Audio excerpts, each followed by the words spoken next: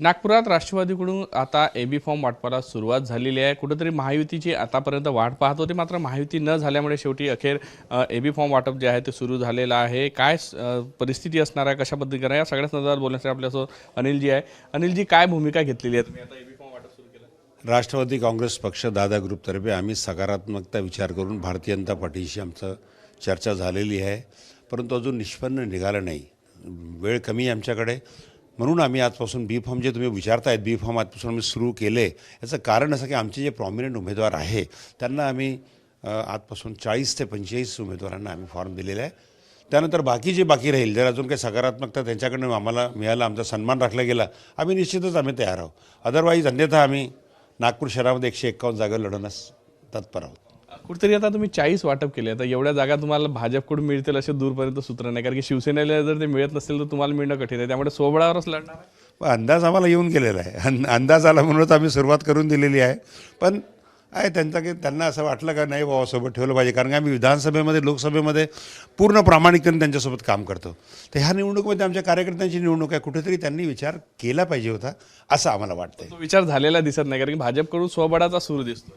निश्चितच हा विचार झाला नाही। हा तुम्ही म्हणता, आम्ही म्हणतो, जनता, नागपूरची जनता म्हणतायत सर्व या गोष्टीला। त्यामुळे आता तुम्ही 151 ची तयारी केली आहे असं म्हणावं लागेल। निश्चितच आम्ही पक्ष म्हणून आम्हाला ते करावीच लागेल। आम्ही उद्यापर्यंत जवळपास 151 फॉर्म आम्ही उमेदवार उभे करू। किती जागेवर इतर पक्षाची काही मित्र पक्षांची वाटाघाटी करतायत का? काही रिपब्लिक आहे, वंचित आहे, काही आणखी कोणाशी बोलणं सुरू आहे का? हो, आमच्या सिनियर लिडरशिप जी आमची आहे त्यांच्याशी त्यांचं बोलणं झालेलं आहे, माझंही बोलणं झालेलं आहे, परंतु कुठंतरी ते थांबलेलं आहे बोलणं असं मला सांगावंसं वाटतंय।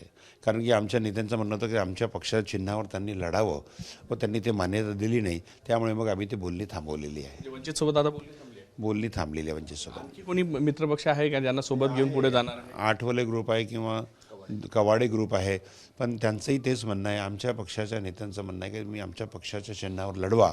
त्यांचं म्हणणं आहे की नाही, आम्ही असं करू शकत नाही। त्यामुळे आता मला वाटतं ते लाईन बंद झाली असं सांगायला काही हरकत नाही मला। कुठेतरी 151 जागा लढताना कुठेतरी कसब लागणार आहे पक्षाला, कारण जरी कार्यकर्त्यांना संधी मिळाली एकदम, पण आम्ही पूर्वतयारी पूर्ण केली होती आणि त्या अनुषंगाने सगळे पदाधिकारी या मानसिकतेमध्ये होते की आम्ही एकटे लढावं, आणि त्या अनुषंगाने आमची पूर्ण तयारी असल्यामुळे आम्ही पूर्ण सक्षम व्हावं। 151 सीट लढवून त्यापैकी चांगल्या जागा आम्ही जिंकून आणू।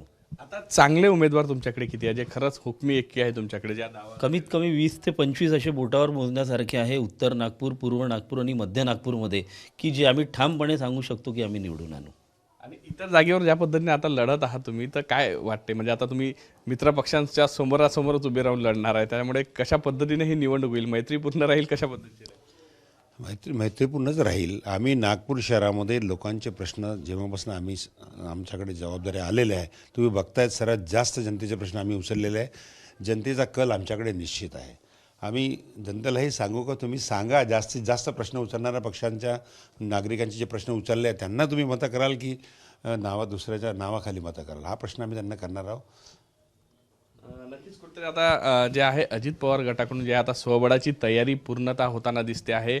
40 जणांना एबी फॉर्म वाटप झाले। खरं तर वंचित आणि इतर पक्षांसोबत चर्चा सुरू होती, मात्र त्यांनी जे आहे कुठेतरी घडीवर लढावा असा आग्रह होता, तो नसल्यामुळे आता तेही दारं बंद झाले। त्यामुळे पूर्णतः 151 पैकी जास्तीत जास्त जागा जे आहे ते राष्ट्रवादी स्वबळावर लढण्याच्या तयारीत आहे। व्हिडिओ जर्नलिस्ट सौरभ बोलेचा, पराग डोबळे, साम टीव्ही न्यूज, नागपूर।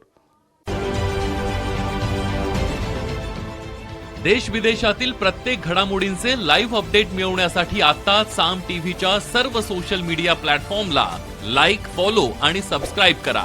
तसंच सर्व नोटिफिकेशनसाठी बेल आयकॉन प्रेस करायला विसरू नका।